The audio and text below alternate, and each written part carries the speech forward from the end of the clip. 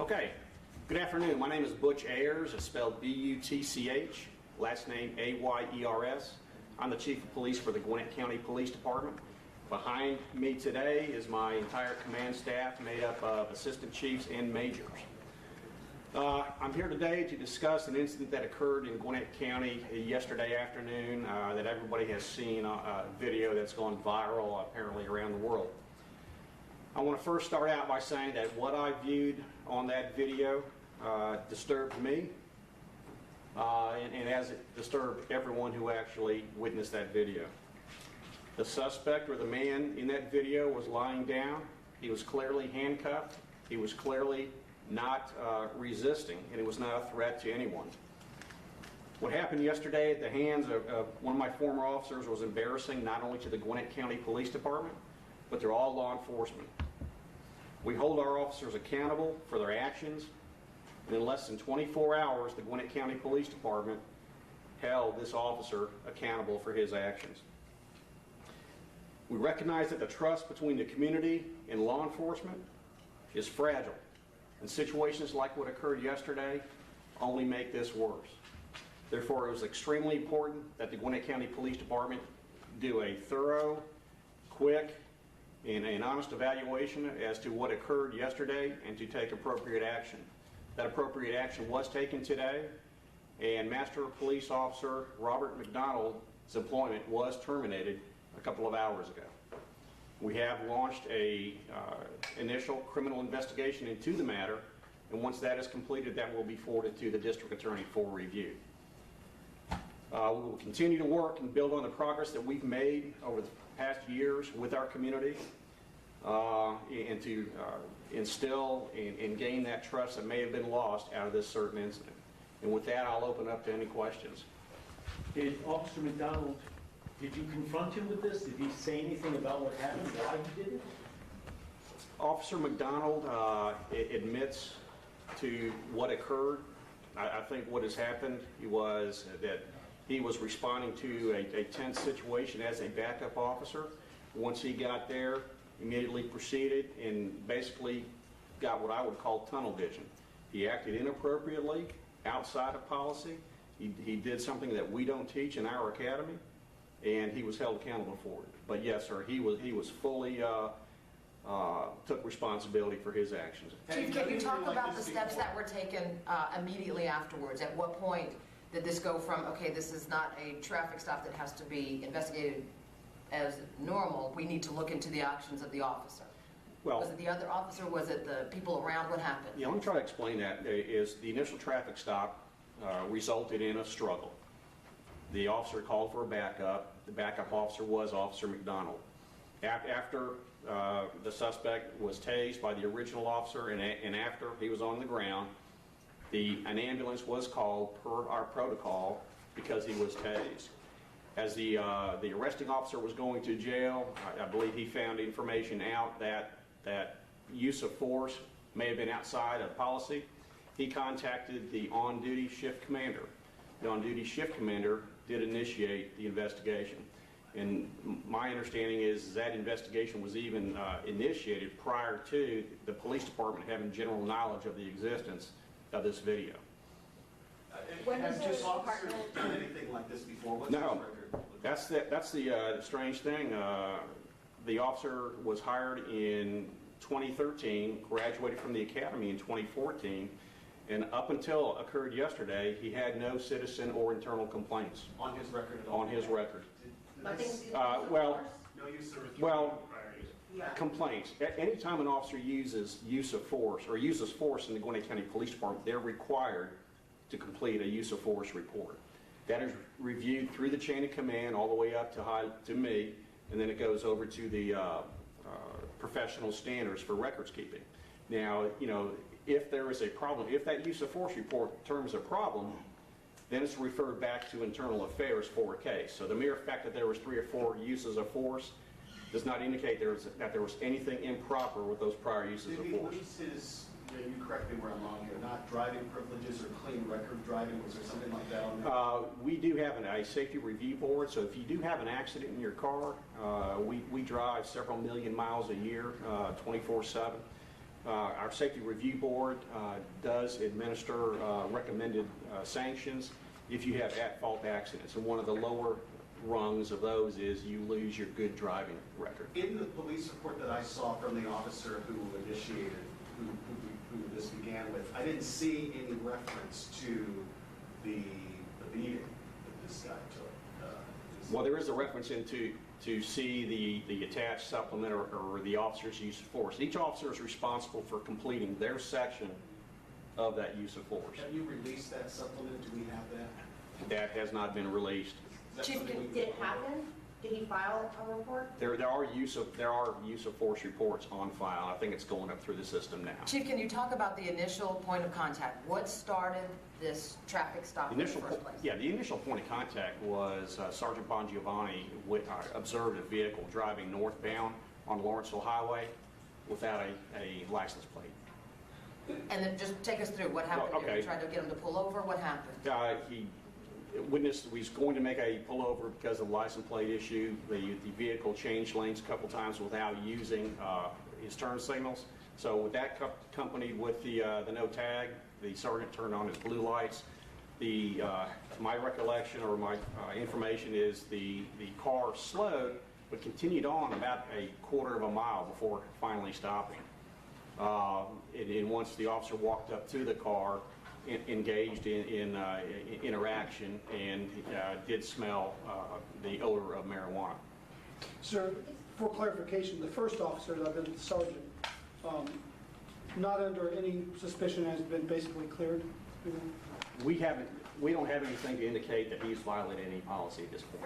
And how would you respond to the critics out there who say, see, look, this happened, and this is only different because there's a videotape there, and that...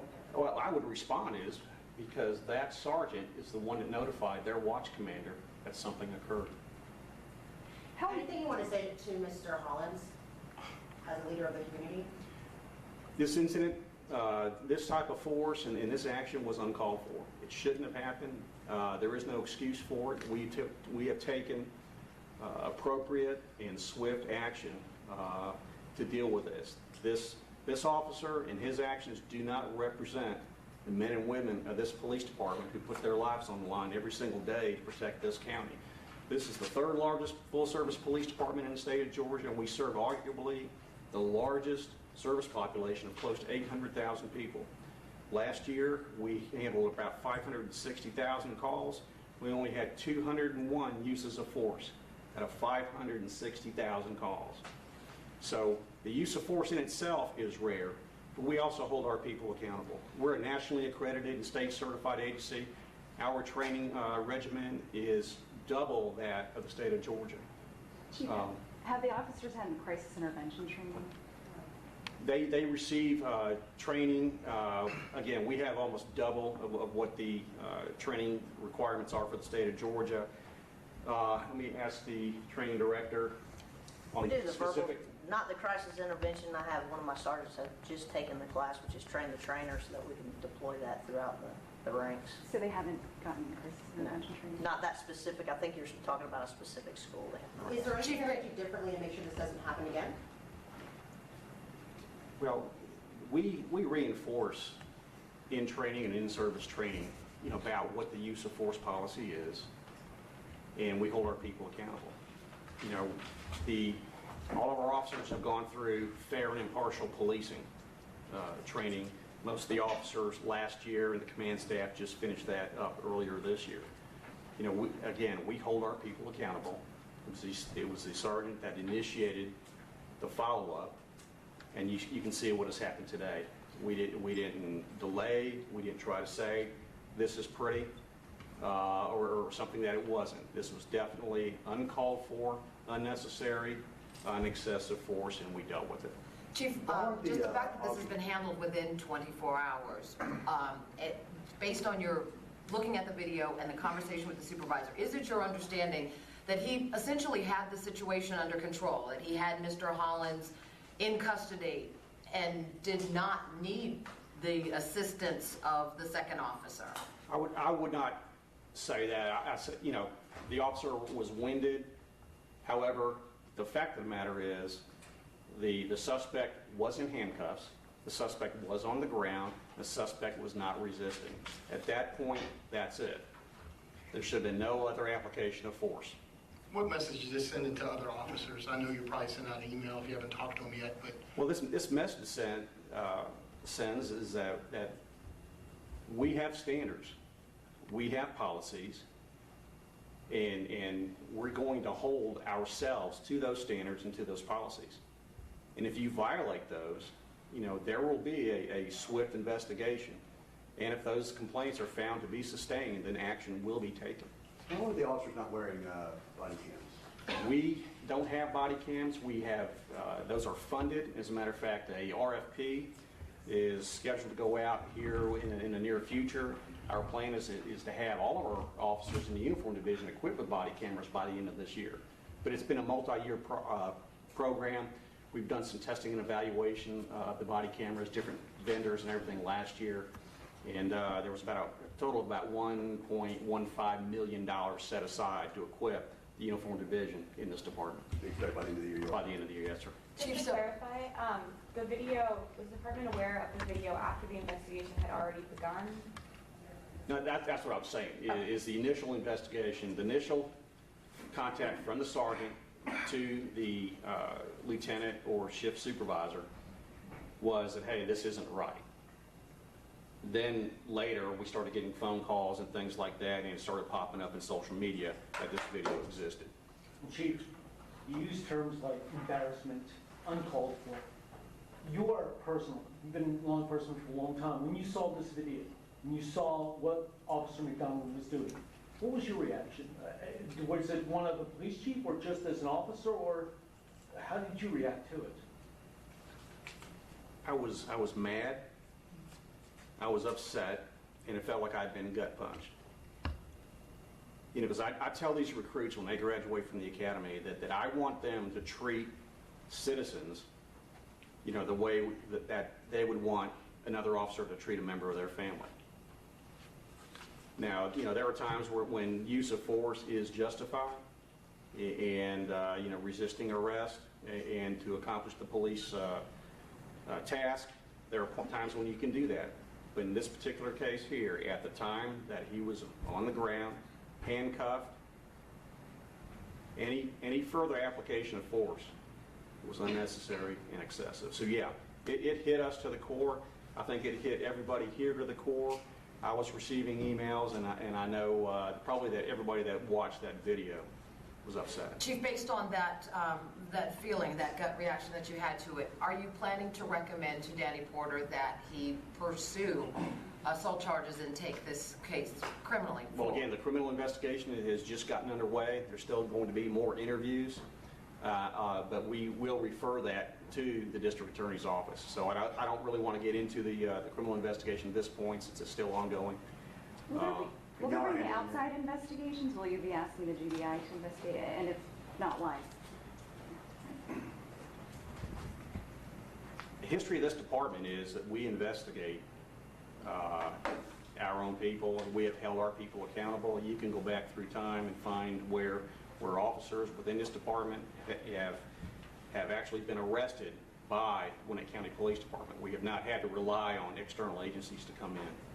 So, we aren't arguing, what occurred in this particular case. The video speaks for itself. So I don't think there was any need to bring an outside agency in when the Gwinnett County Police Department has dedicated, professional, and honest investigators that will and have conducted the investigation, and we are where we are today. So no, I don't think it needs to go to an external agency. The officer offer any kind of explanation, like I was, any kind of rationale for what prompted his behavior? I think I kind of said that earlier. He was responding to a call to assist the first officer who was in a struggle. And when he got there, he just got tunnel vision. Is there any chance we can get a copy of his report that talks what he says, how he explains the beating? I see it in the supplemental. Well, we're not going to be able to get that today. Once we closed out the investigation, then it'll be subject to open records. But Was there any indication that mental health issues might have been involved? I'm looking at the video. I think that Mr. Hollins says, you know, I had to call my mom. I'm not aware of any, so. He had been arrested before by the same officer. I believe Sergeant Bongiovanni had previous contact with him. I'm not sure on the specifics regarding that earlier contact, so. And the arresting officer, just to confirm, is still on active duty, or is? The arresting officer that initially pulled him over is on duty. Okay. Yes. The officer that actually struck him in the head with his foot was removed immediately from duty, sent home. His weapon was secured, and he was placed on a non-enforcement status. He was brought in this morning, interviewed again, and just a couple of hours ago, his employment was terminated. And Sergeant Bongiovanni was, the policy I assume is when you see something like this, you're an officer, you report it to your supervisor. That's correct. Officer, and he follows protocol. Yes. And was he placed on leave before the video, or was it? Well, I think he was placed on leave after we investigated and found out what was going on. So he was on leave last night. You said that he's, taking responsibility for his actions, but is he showing any sort of remorse? He told me that he's sorry that it occurred, and the embarrassment to himself, to the agency, and that it shouldn't have happened. Did he work in law enforcement before he joined the academy at 13? I don't believe so.